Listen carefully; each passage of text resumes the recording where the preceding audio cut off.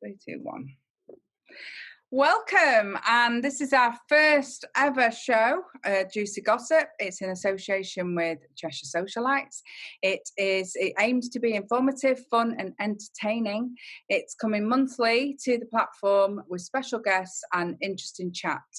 I'm Joanna Scott-Aspray, and on our panel today we have our very special relationship expert, Lara Besbrode. Hello. Good morning. And we also have Teana Lynne, our divorce survivor, and we'll be hearing more about her story a little later. Hi, Teana. Good morning. So, first and foremost, we've got our first ever talking point. We thought we'd bring in women versus men, and are we the stronger sex, and why? I'm going to start this off with you, Lara, actually. What's your opinion on this?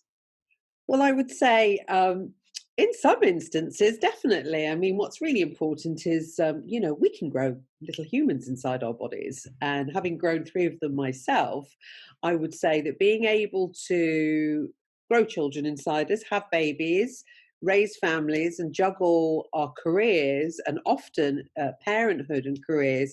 And if you want to throw into that the household chores, I would say that whether I agree that we're the stronger sex, I certainly think that we are pretty strong, us females. Yeah, I mean, I actually feel that I'm going to say we are the stronger sex. I do think that behind, what do they say? Behind a good man is a good woman and whatever. But I do feel that we are, when it comes down to everything we do with juggling and everything else, with family and work, and I mean, a lot of women do stay at home and that's fine, but when you've got that full-on thing with life, I think we do come across as the stronger sex. What about yourself, Teana? Yeah, I have to agree. I think we deal with a lot more emotionally, and we have to build up a lot more resilience than men. Because we do have that juggling act of children, home life. Often it's the woman that sorts out the bills, the insurance, everything. I know in my case, it's always been the case that I do all that kind of stuff and a full-time job, and a step parent as well. So yeah, I totally agree. Yeah, and I think it's always been that way. Even when you look back years ago, yes, the man did go, that was the way it was. The man went out to work, the lady did the home. But I do think we have that stronger side. 100%, we have a stronger side. I think that there might be some men that are shouting at us at the moment saying that's a load of rubbish. So I'm going to come and say that I'm sitting on the fence because yes, I am a strong female, but then I'm surrounded by strong patriarchs in the family who, obviously gave and still give a lot to the family and to the household, etc. So I suppose it really depends where you are, what your life journey is, etc. Because it's equal. I would say it's equal, but I do think that we do live in a very male-dominated world, and I think because of that, women rise to that challenge, are incredible, and we are strong. Stronger, not sure, definitely strong. And I'd like to sort of champion that we're really, really strong because of what we deal with, the fact that we don't just have, work and home and careers, etc. We do carry the baby, yes, obviously it takes a man and a woman to make a baby, etc. It could be argued now that it doesn't necessarily take a man because obviously we can do it on our own, can't we, girls? So it's really, really exciting times to be female, and those sort of traditional values of the man going out and bringing the money home and the woman running the house, they sort of went out in the 50s and 60s, didn't they? And then us gals have sort of gone out there and built our careers up. So yeah, I think we're definitely strong women. Yeah, well, it's we'd love to hear your comments. Anyone that wants to put any comments on this post, please do. So yeah, I mean, we'll leave that one there because I think obviously we are short on time, but it's actually quite a broad sort of subject, that one. And I would have loved to have some more sort of comments on what people think. So please do, give us those comments, and we'll actually we'll answer those for you. So moving on, we have our guest Teana Lynne. Welcome and thank you so much for coming on this morning. You're a divorcee, you're a survivor, you're the classic Miss British Isles, part-time model and mentor for women's confidence. Now that's a great intro. Doesn't that just sound wonderful? So you've actually gone through this divorce story and come out the other side, which is just absolutely amazing to hear. Would you mind just telling us then, when did you marry and where and how did it all go wrong, Teana? I married the first time, because I've been married twice. The first time I was 25. I'd been in a relationship since I was 17. And it kind of just happened. I didn't have much choice in it. He was a very controlling, possessive man. And he decided we were getting married. So we got married by special license and 1 week's notice with my mum and dad. I didn't even know if they'd turn up at the wedding, and my mum did. They did, and my mum cried the whole way through. Oh. So it wasn't great. I actually then renewed my vows with him stupidly 6 years later to try and reignite it. And I remember it being a beautiful wedding and feeling that I was watching someone else get married because I knew I didn't want to be in it anymore.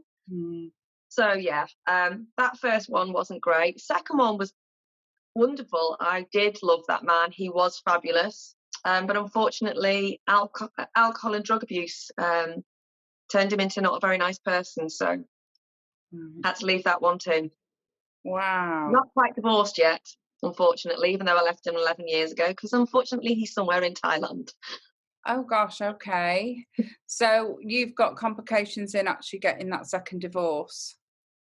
Yeah, trying to find him is the hard part. I can do it without his permission, but obviously it's in Thailand, so it's going to be quite expensive to find him.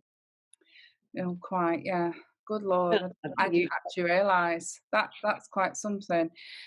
So when all this is going on, and obviously there's been two major sort of instances there with your personal life, how did you cope? What were your survival tactics?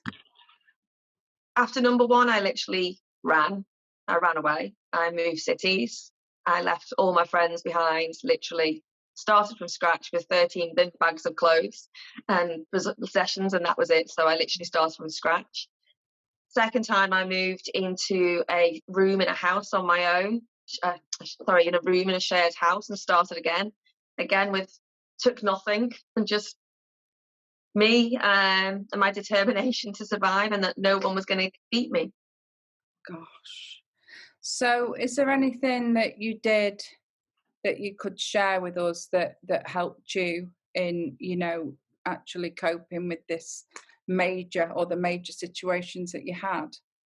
I made a plan each time. More so the second time. The first time it was just instinct. I just decided I had to survive. I didn't want to. I actually thought I'd rather be dead the first time, and I just had to get out. I'm sure you can resonate with that. Yeah. The second time I made a plan. I checked how much money I earned and worked out how much I could afford, and made that plan. What day I was going to leave, how I was going to do it, and even planned the conversation with him so that he couldn't argue. Bags were packed and I left. And I think having that plan was much easier the second time, because I knew what I was going to do, and I knew I could survive because I knew I could afford it. Yes. I think that was the big thing for me, knowing I could afford to leave. I think that's quite a big thing for women, because I know I resonate with that, what you've just said, and I did exactly the same. And I think if you feel that you can cope with, and afford to leave, it does make it a little bit easier. You're not as scared, are you? No. Definitely not. Even if you think I've got 50 quid a week to live on, it's fine. I've got enough to survive. I can buy my food. I can get to work. I'm okay. Yeah. So being a model, you do need a lot of confidence for that. So have you always had confidence, and did you pursue that role to prove something to yourself? No, I didn't have confidence years ago. I was terrified. I had no self-esteem, no self-worth. I was the girl in school that no one asked out on a date. I didn't think I was pretty. I was skinny, ginger. I wasn't the typical girl that people asked out. And it's just been a gradual self-belief process. I think I literally started just saying to myself, you're good enough in the mirror. You are good enough. And I pick one thing that I liked about me, might be my eyes or my hair, and just started to tell myself I was good enough. And it little small steps like that. And I did a little bit of modelling when I was about 19, 20. And I just threw myself out there and applied for a casting, and never heard anything, didn't think anything of it. I was 47, thought, oh, well, you're too old, never mind, you tried. And then 6 months later, got a call back, and it was for the Matthew O'Brien store in town, and he was doing a charity fashion show. Right. And that's where it started again. And I got in front of that camera and I just loved it. It was so exciting. I had beautiful clothing on, and it literally boosted my confidence now, just amazingly. And it makes you feel wonderful, doesn't it?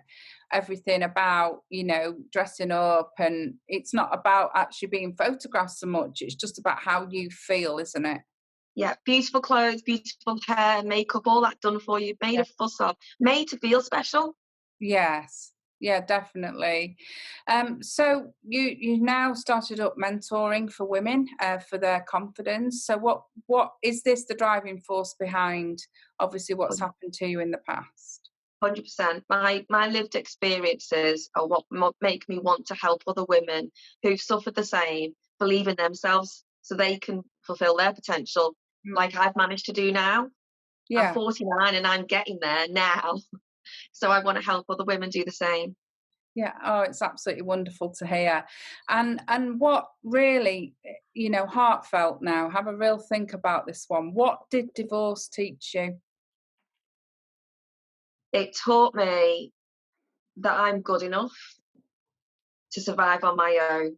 I don't need anybody. It's taught me that I can stand on my own 2 feet. I don't need a man. I don't need a partner. And I'm fiercely independent. Oh, I love it. Absolutely love it. And I know Lara's waiting to ask you a couple of questions as well. So Lara, do join the conversation. I just wanted to say well done for getting through what you've been through. Obviously, I've got a very similar story, and I think that what's really, really important that you've shared is how you're never too old in your life for your journey to be restarted, and that's what's really, really important. And I think that well done to you. You've embraced being, your age has nothing to do with your ability to succeed, and I think that's a really strong message. Yeah. Especially for women who, or men who may be trapped in relationships, whether they're married or partners, etc. So that's really great. So you mentioned that you've had 2 marriages, and so my question to you would be this: to your future self, when you are potentially going to settle down with somebody, have you got a checklist that you're going to be working through? I've actually got a partner now. I have, and I've been with him for 10 years. It's not been an easy ride. He's my toy boy. So I've gone from older to younger now. Absolutely, good for you. And I think respect is massive. It has to be. He has to respect me. That's been the big thing. It's not been about, obviously you've got to fancy them, but I've never been about it's got to have brown hair or be 6 foot tall or anything like that. It's kindness. They have to be kind. Yeah. They have to respect women, be very respectful. And I like a bit of an old-fashioned guy. I do like the doors opening, and he's an amazing cook, so he cooks for me all the time. So, the way to my heart is either to make me laugh or feed me good food. Well done. He's also very supportive of you, isn't he, Teana? Really, really very supportive. They're lovely together, actually. So I know we're all sat here and we've all got quite a similar story. And I know you, Lara, the same as me with regards to our sort of struggles through divorce and single parents and money and careers. And I mean, is there anything you'd like to add, Lara, to this, so that people can hear us and see that there is light at the end of the tunnel. You touched on some really interesting points. I mean, I've only was only married the one time for 16 plus years, with 3 children involved. And just like you, I took me a long time to leave from an abusive, coercive, abusive marriage for all sorts of different reasons. And it took a long time to find the way out and prepare for the way out and have an exit strategy. And also, like you, but I was overseas, so my marriage was overseas, and I escaped country. So I put an ocean between us, and just like you, sort of turned up. I had 3 kids in a suitcase, so it's similar sort of story. But going into sort of tips and advice, I think that what is really, really important when you are stuck, trapped. The main issue, and I'm sure that both of you ladies would agree, is that when you are stuck and trapped, you may not actually be aware of it. And it's the awareness that takes time, So for many, many years, what I had normalized was, and it was only when years after coming out of being able to escape the abuse and in the marriage, was I able to become aware that I was even in abuse and suffering abuse.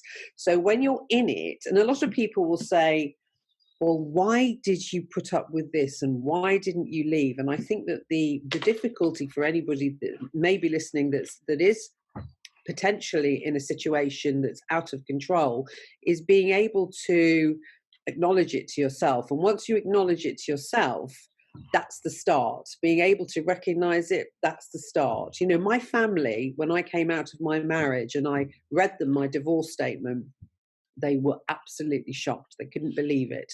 A lot of family, close friends will say to you that they weren't aware of it because, of course, we, when we are victims, are very good at hiding the abuse and putting on a brave face and hiding it, hiding the bruises, hiding the scars, hiding the mental torture, and so on and so forth. So I think that definitely the first step is acknowledging it, which thank God all of us did. It doesn't matter how long it takes, whether it is within the first few months of the abuse sort of manifesting or whether it is years and years later, and being able to recognize it, acknowledge it, and then you can start to make your plan.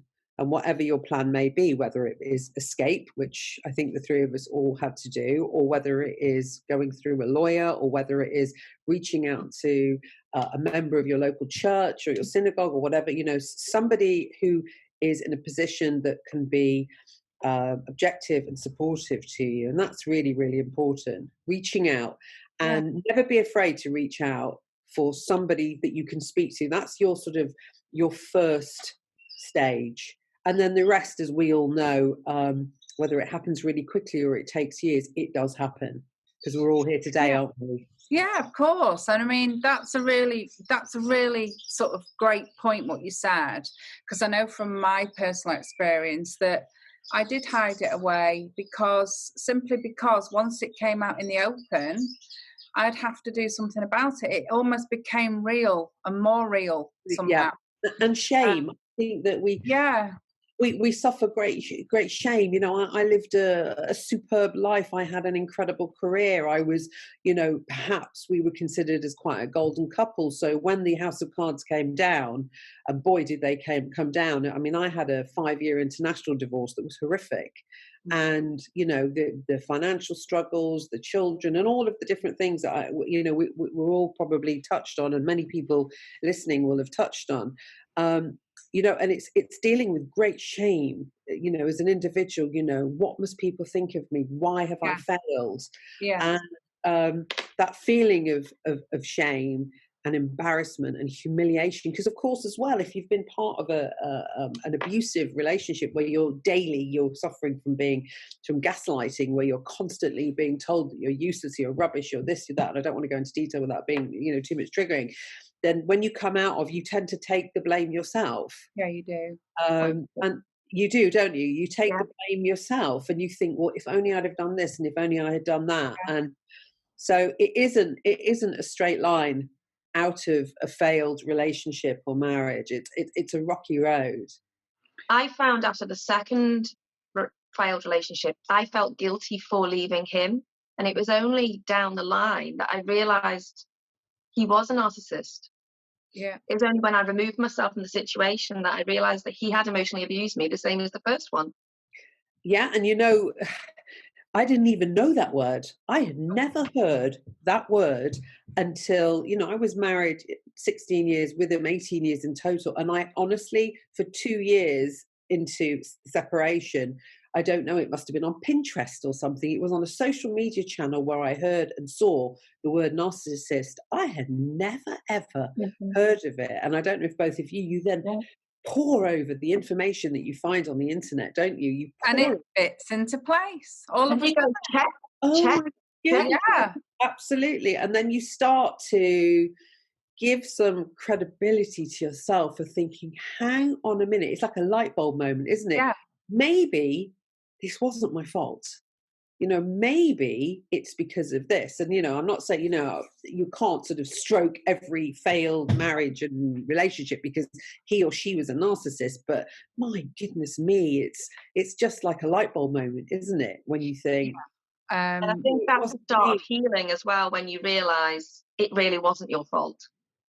yeah, you know, absolutely. Healing, you know, that's from a moving forward point of view, when you're entering the dating game, it's really important, because if you are not healed and you have not done a lot of self-development and work on yourself, you will take that baggage with you. And as you've explained, Teana, you know, there were similar traits from relationship 1 to relationship 2, and I know that Joe maybe can touch on this as well.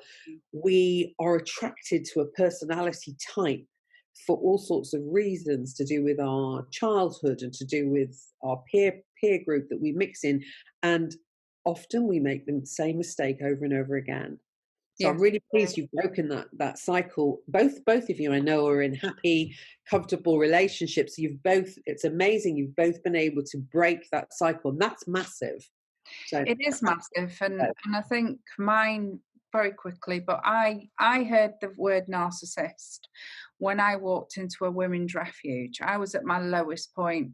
It wasn't a place where you stayed, it was a day centre, and a friend had told me all about it, and I actually did the Freedom Project course, which was all about the different personalities of these people. I won't say men, because obviously there's men and women that have got these traits. And that was the first time, and it really was that light bulb moment. It all fitted into place for me. But then I went on to have 5 years on my own, quite extreme like that. And I went and you know, this was my personal journey, which is what Lara was talking about. And it's made, for me, a massive difference in the way I am today and my relationships. I'm not going to say it doesn't affect me still. I have chronic anxiety due to the fact that, you know, I had 13 years of, you know, abuse. And it's something that I wouldn't have even been able to have said to you, because I think that sounds weak. But it's not weak. It's just a circumstance that happened. And I deal with it the best I can. Yes, it does affect me in everyday life. But, you know, you have to move on and get on with it. And that's where I know I am a strong woman. And I think being on my own and that amount of time I had on my own has really helped this relationship I'm in now. Simply because it was tough times, but I needed to find myself again. I think I made a mistake in some ways jumping straight into another relationship. It just happened, and I think that's why it's been a rocky road for us. And we have split up so many times over those 10 years, but we always sit down, talk. It's often my hang-ups from my past, I'll be honest, and he's done something that triggers it, and I and react, and only overreact. Menopause also doesn't help. That's another subject for another day. But I think I wish I'd had time on my own, but luckily we worked through it, and he's supported me knowing my triggers. Knowing my past. That's the word, triggers. There's many of those in all of our lives. What we've been through, that is the word, triggers. You know, and that's just about, you know, acknowledging and recognizing those triggers. and knowing how to deal with it. 100%. Yeah. So moving forward from all this and onto happier days and nice days, Lara, when you've been in a relationship and obviously you've had the time out and you're ready to start dating again, can you give us your expert advice on this modern world dating now, but also getting back out there? Because a lot of people do feel very nervous and they don't know where to start. So, being ready is, the top of the list. And unless you are ready, it isn't going to work.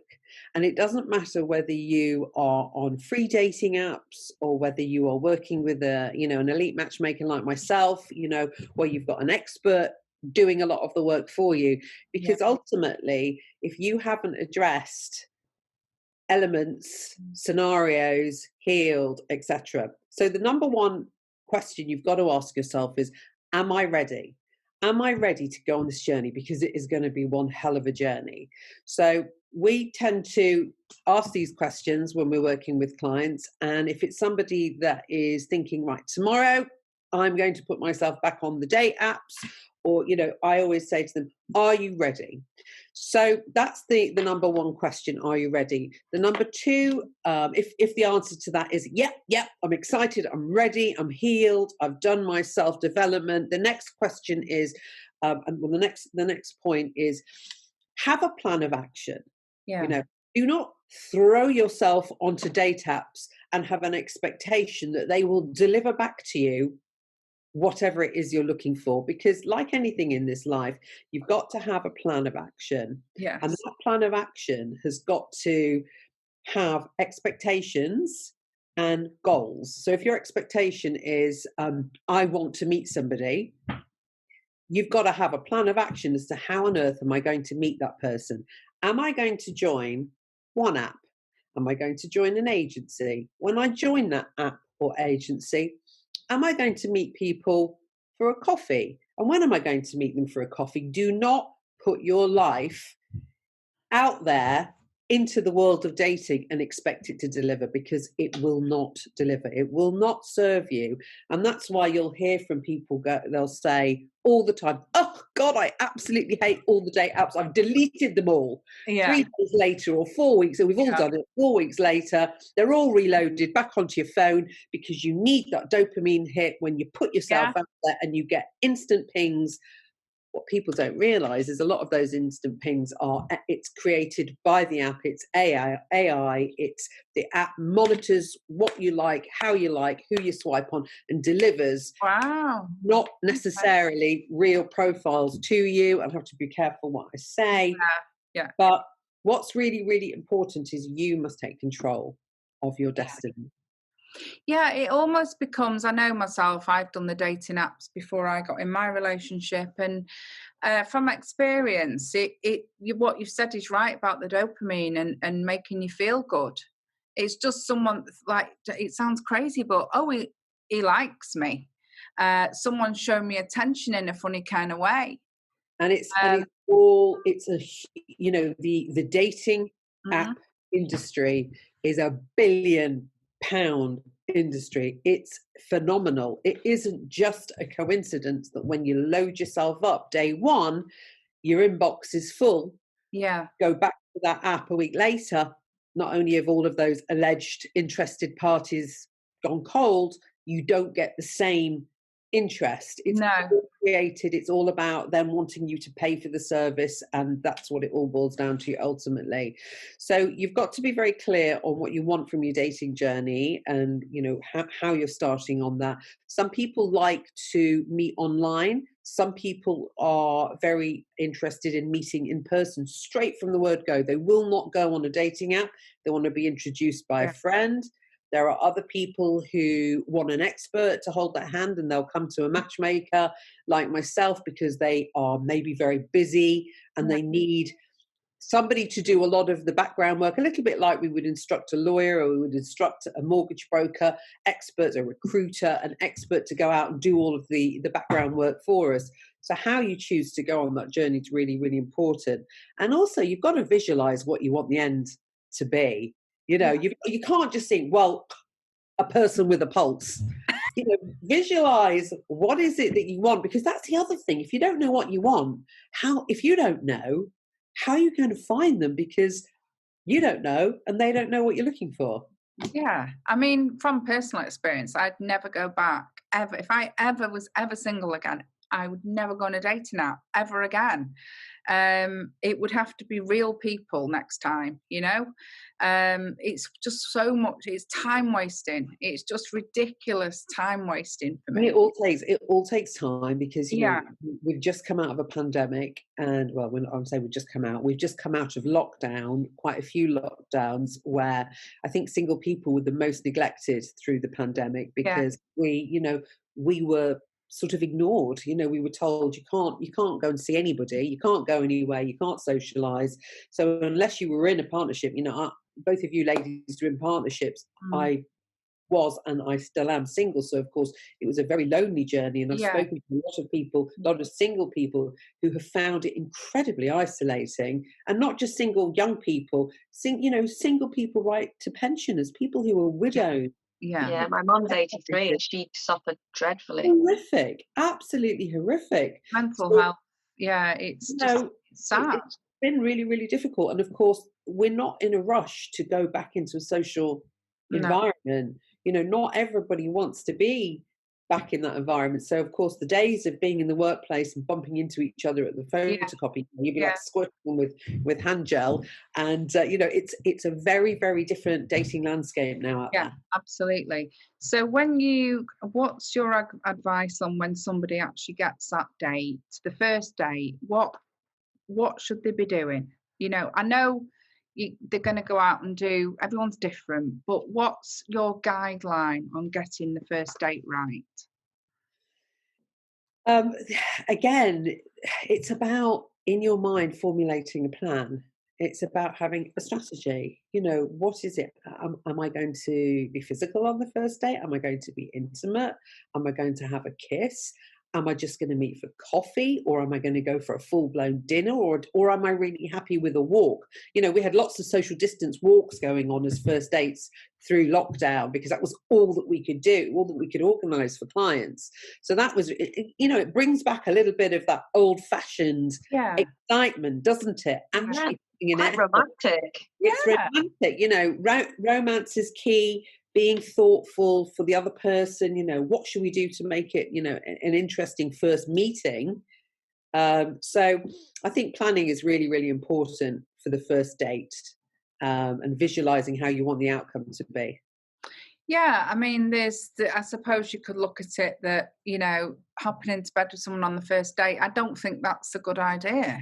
Absolutely. Oh goodness, no. That's that golden rule of no-nos, for a multitude of reasons. You know, I think for talking about things like, there's a rule book, isn't there, out there?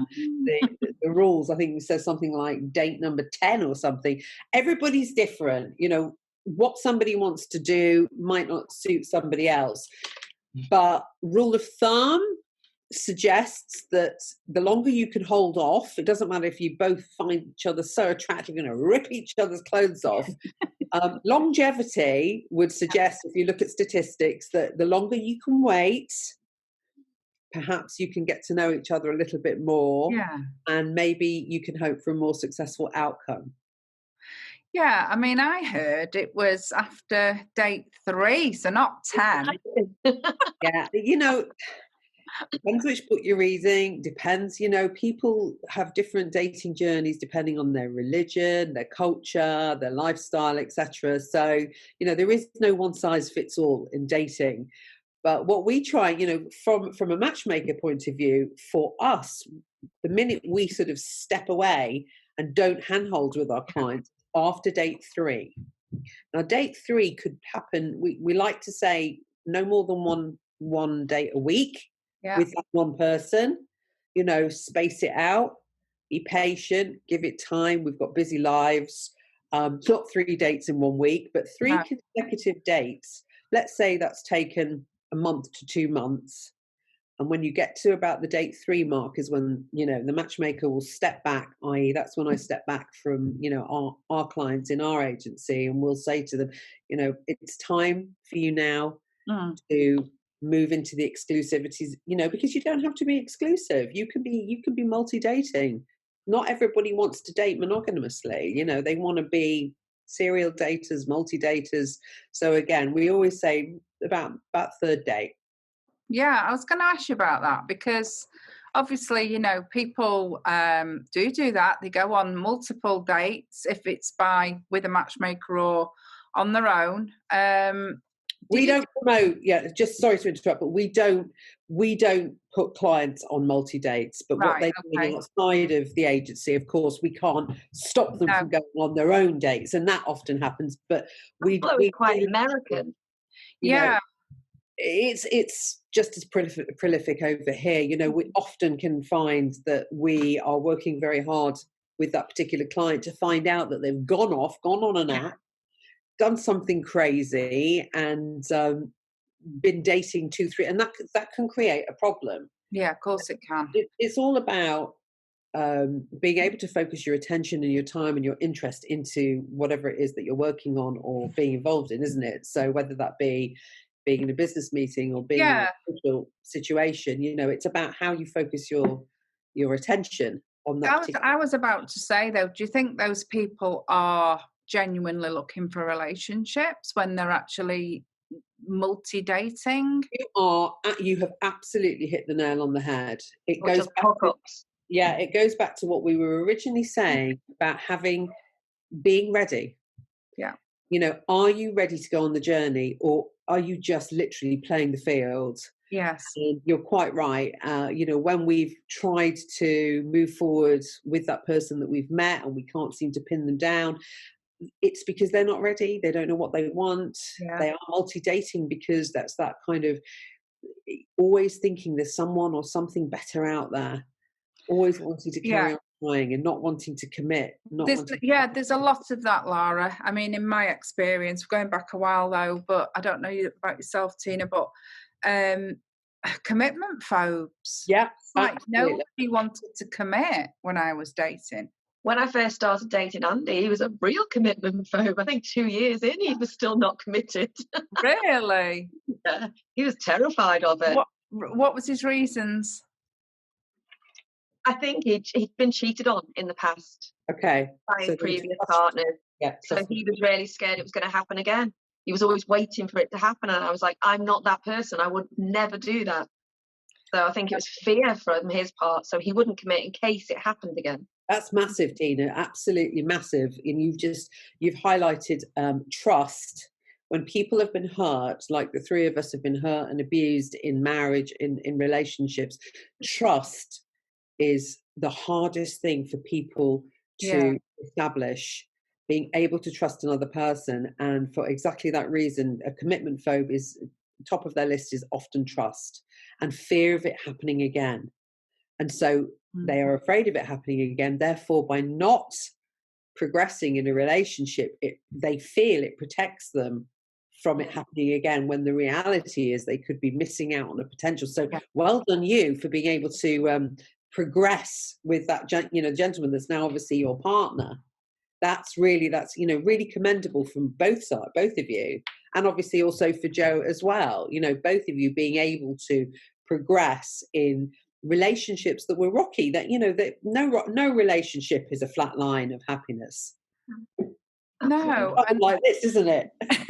And I think when you've got a good one, you have to work at it. Yeah, you do. Yeah, it's not all plain sailing. There are going to be bad days. You are going to have disagreements. You are going to have fallouts. I mean, as I say, we've actually split up fully a couple of times. Oh, but there's always that love there that you think, I can't quite end it properly, and you go and work at it again. Yeah, and I mean, I see that any of those commitment phobes, it just keep you at arm's length, because exactly what Lara said, they are scared to let you in. And there's always a reason behind people's behaviour. So it's you, like, that's why I asked you the question. That would be because he's been cheated and lied to. And then it's almost like when this happens, we're conditioned to believe that everyone's the same, but Yeah. we're not. Yeah.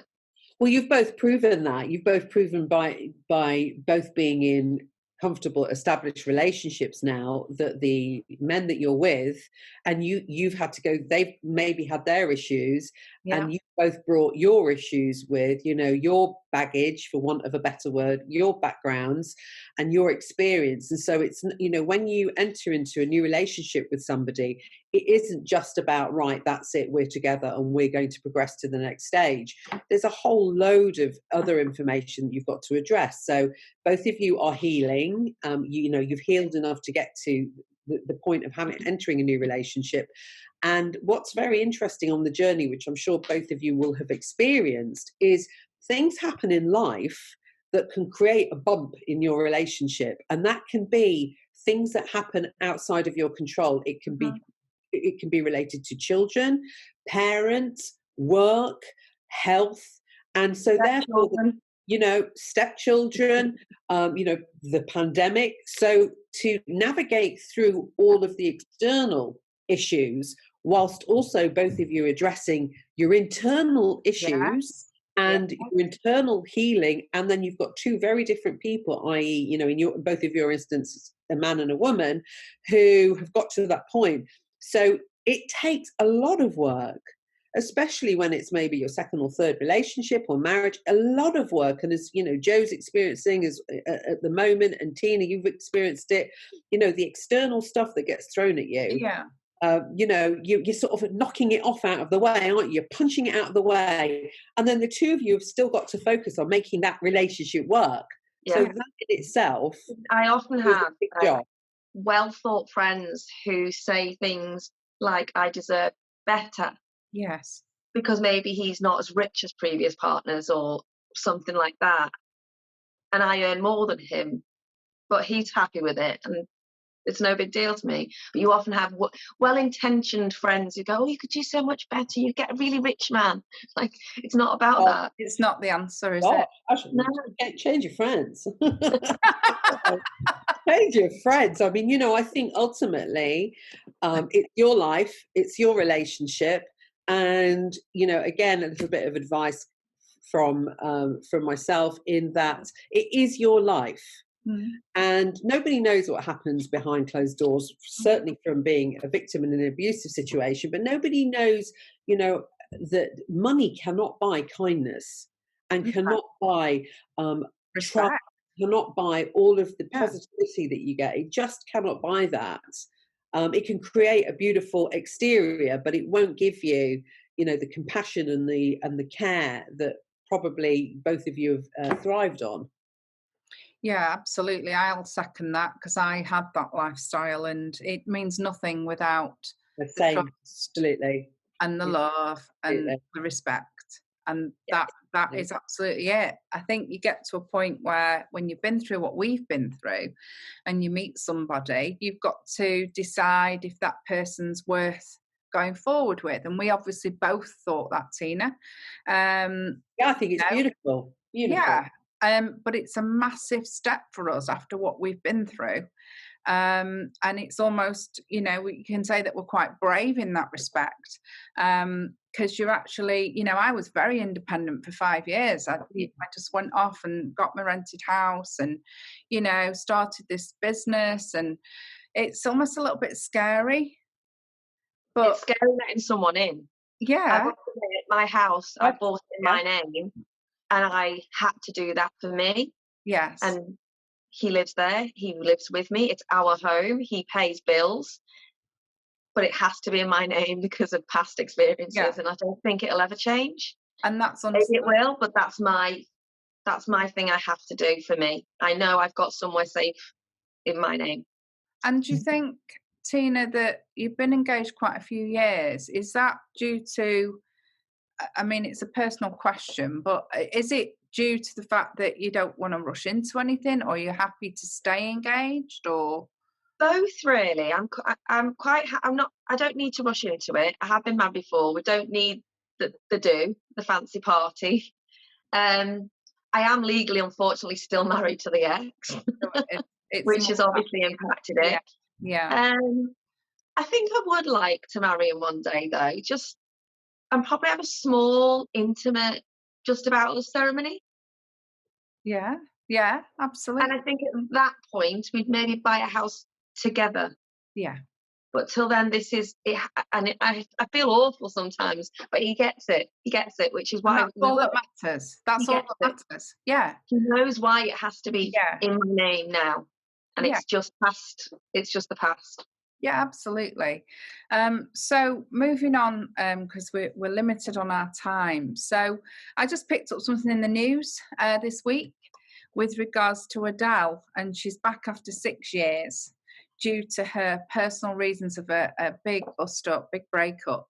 And I just wanted to ask you both, do you feel that, that's a long time? And I did it myself. I did 5 years on my own, sorting myself out. Is for you, is time out, or is it more keeping busy? I think for me, it was keeping busy. Making sure that I had plenty to do, that I was building my career, I was building my security, making a life for myself, being independent. Yeah. So I had to build something for just me. Yeah. Even though I moved into a relationship, I still had to keep busy and do something for me. I did both. I took time out, but I kept busy. Every single day I had to have an itinerary of something that was going on, and I had to have things planned so I knew things were going on. I didn't like this thing of being in on my own a lot, so I used to go out a lot, but I had time out to find myself, but I had to be busy at the same time. What about yourself, Lara? Oh. So sorry, I was just having like a moment of coughing. Just going back to the original question of Adele, goes right back to what we very first sort of touched on. It's about giving yourself time to heal. And being able to acknowledge. So we don't know what she went through in her marriage and what triggered all of the different reasons that she will have done, taken that time out. She's completely transformed her look. Her brand has changed. Yes. And, I can completely connect with that. I came out of the divorce from a different country, absolutely shattered as a human being. I had 3 children to raise, so I couldn't put myself back into the dating one. I had 3 children to raise. I had come from a different country. I had no financial security. So all of the things that probably the 3 of us have gone through. So I, in answer to the question, didn't go back into the dating limelight until at least 5 years. Yeah. But had to work, had to find a way to rebuild. So I think why would we take time out? I think it's really, really important when you've been through something absolutely catastrophic, no matter what it is. Obviously, we're talking about, the ending of a relationship, to take time out to heal. And whether that time out, really interestingly, with a lot of clients that come to us, the women take longer in their healing time than the men. And it's very interesting. You will hear it a lot, and I've spoken about this before, about how, when is it right for a person after being widowed to date again? And often you will hear that a man will move on a lot quicker than a woman. It's again how we're wired. It's about, do men just sweep it under the carpet? Do they actually address it, deal with it? And then the unfortunate side of that is that what then happens is that the man will not be addressing the issues that need to be addressed, and he will carry on repeating. And again, I don't want to sound sexist, but I'm just only talking from the experience that I have with the people and clients that I work with. Tend to find that I'll have a female client will come to me and say, not dated for a year, not dated for 2 years, raised my kids alone for 7 years, husband died, partner left me, whatever the journey, got divorced, and I am now ready because I've taken time out. And yet I'll have a man, and I myself, I was in a relationship up until April, where I dated a guy who was separated. And it broke all of my rules because I believe that person wasn't emotionally available. And a lot of clients will say, well, please take me on because I'm separated and I haven't had any connection with my ex for 1 year, 2 years, 5 years. And it's all down to your emotional intelligence. Yeah. Are you fully divorced? Yeah. Your mind, your heart, your marriage, are you available? And, I experienced a situation where because of pandemic, because of all sorts of different reasons, I allowed this person into my life and went on a journey with somebody who ultimately, divorce started in the midst of us seeing each other. I devoted a year to this relationship and I stepped away in April. Why did I step away? Because that person was not emotionally ready. He had not addressed all of the things that we've touched on. So I think that, yes, Adele's done a really, I think, brilliant, commendable. Obviously, her lifestyle's a bit different to ours. I was about to say that. It's not realistic. She just disappeared for 6 years. We can't do that.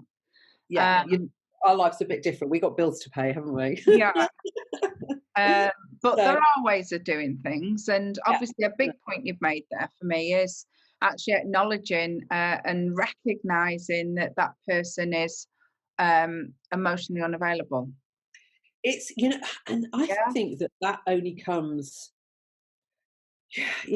that's a skill in itself.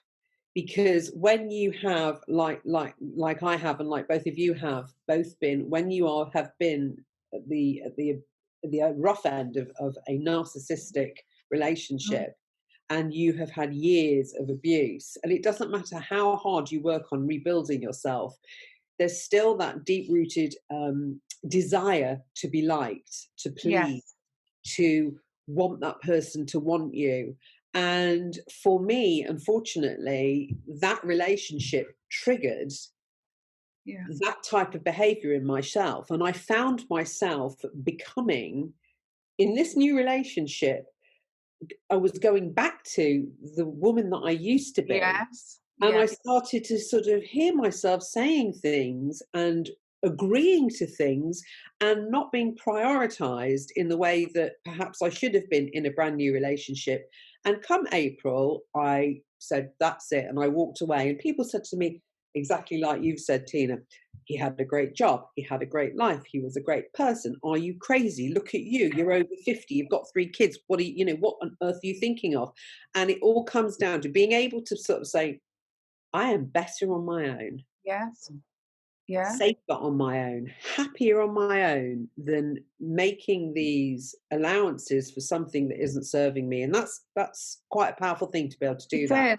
And don't put up with things, why put up with things? It's, if you can work at it, great, but don't just sit there. I mean, I just used to be a shadow with this person. It's hard to believe because people look at me and think that I've got the confidence, but my daughter would say, my mum changed around that person. She just completely changed around him. But it's how they condition you. I remember walking on eggshells and rehearsing what I was going to say before I said it. Keeping the house tidy. Making sure everything was right before they came home. And we could. I used to hide the post. So if there were certain bills that I recognised and I thought it would wind him up, I'd hide the post until he was in a better mood. I mean, it's, you start to actually reel these things off and it all sounds a bit crazy now. Yeah, I remember someone telling me to watch Sleeping with the Enemy. Yeah, oh God. And when I did, I suddenly went, wow. I think that's me. Yeah. But there's a new one now, isn't there? Which I binge watched actually with my 11-year-old daughter, and that's Maid. And I watched Maid on Netflix, which of course is about a girl in her 20s coming away from an abusive situation in America. And it really, really, I've spoken to men and women about this series actually, who I know have been at the end of horrific abuse, and it was quite really triggering. But it really did send out a really positive message because, of course, they condensed it all into the series. But this young woman was able to get out, for want of a better word, get out and escape And, you know, the word victim is just a word that none of us want to just sort of carry with us, you know. We're survivors, yeah. For me as well, survivor, you know, I just think, you know, because surviving, does that suggest that we have just got through it, you know? We're warrior women.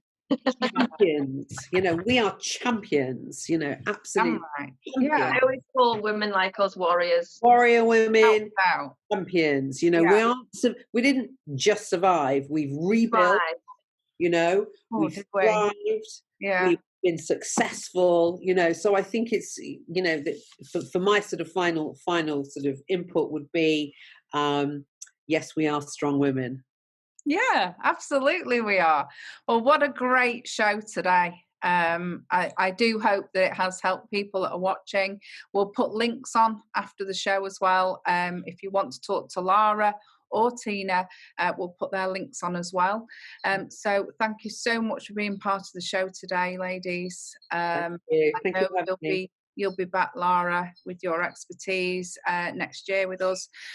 So next show, we're back the 5th of December. It's a Christmas issue. We've got an overspender and we've got a real life Scrooge. So we're going to be doing a debate on that. We're also going to be testing products for Christmas. So that's going to be a great show. So that's at 11 o'clock on the 5th of December. So thank you once again, ladies. And I'm sure we'll be seeing lots more of you in the coming months. And I know, Lara, you're doing great guns with your business. I'm so proud of you. I know you personally too, and you know, you're an amazing person, and I love you to bits. And Teana, we're yet to meet. I know, we need to meet in person. We actually do, but I'm sure you'll be. I'm sure we'll be meeting up with events next year. I'm absolutely sure of it. So thank you once again, ladies. Have a lovely Sunday, and thank you so much. Thank you so much. Take care. Bye bye.